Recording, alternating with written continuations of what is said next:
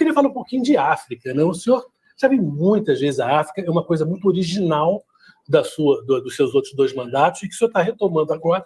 Já teve muito brevemente em Cabo Verde, e essa viagem começa aqui na África do Sul, depois tem Angola, São Tomé. Qual é a tua relação com a África? Por que o senhor achou, desde lá de trás, muito importante fazer essas viagens para cá? Bem, eu vou falar boa tarde para o Shoa, aqui na África, e vou falar bom dia para o povo brasileiro que está nos assistindo. Olha, o Shoa, eu penso que a minha relação com a África, ela tem um pouco de sentimental, ela tem um pouco de reconhecimento histórico, ela tem um pouco de solidariedade, ou seja, eu acho que o continente africano é um continente que vai se tornando o continente do futuro, porque possivelmente daqui a algum tempo, lá para 2050, a África do Sul, ou melhor, o continente africano vai ser o continente mais novo, mas o mais habitado do planeta, vai ter muita gente. Acho que aqui a economia vai começando a crescer, aqui tem tudo por fazer. Aqui precisa de rua, de estrada, de água, de energia elétrica, de tudo precisa aqui. Então é importante saber que o mundo e os empresários, em algum momento, vão se voltar para cá. Quando teve a crise de 2008, 2009, no primeiro encontro do G20, eu propus, foi um encontro na Inglaterra, o Tony Blair, o primeiro-ministro Gordon Brown é que estava organizando a reunião, e eu propus que o excesso de dinheiro que tinha no mundo pudesse começar a ser transferido para gerar empregos em lugares que precisavam gerar empregos para crescer.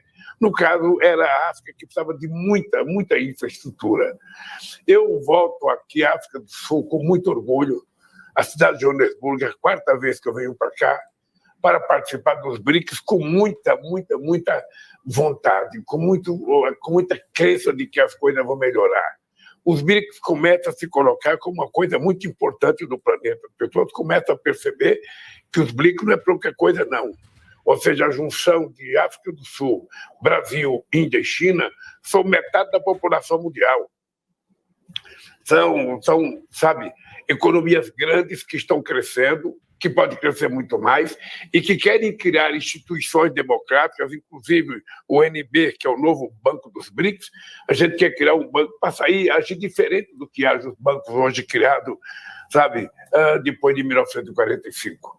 Então, eu estou otimista, acho que daqui vai sair grandes decisões, boas decisões, não decisões para serem implantadas amanhã, mas decisões para serem cumpridas ao longo do próximo período.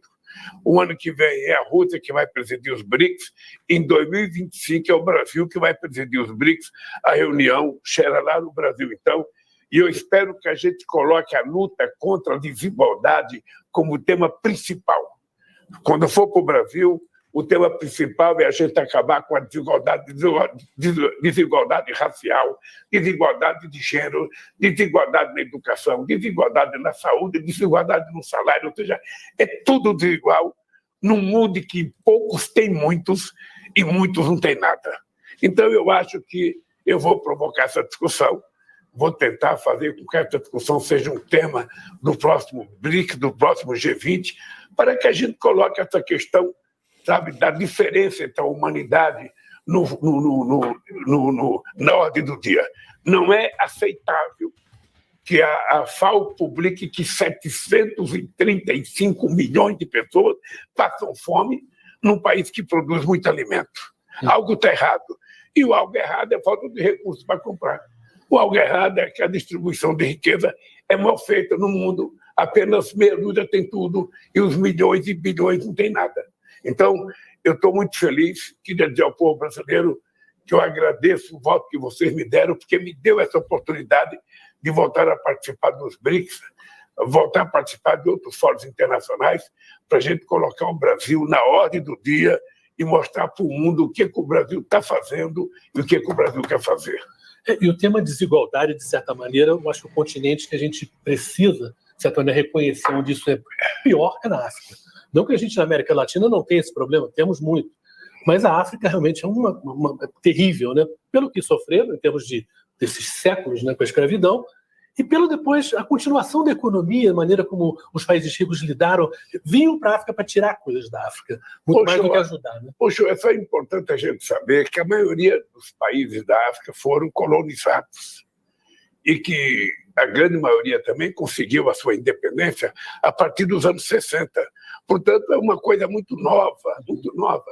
O que é mais grave é que muitos países eram autossuficientes na produção de alimentos. Depois da colonização, eles ficaram dependentes do colonizador e hoje muitos países recebem alimento dos países que foram os colonizadores. Então, eles estão numa situação pior do que antes da colonização, do ponto de vista da comida.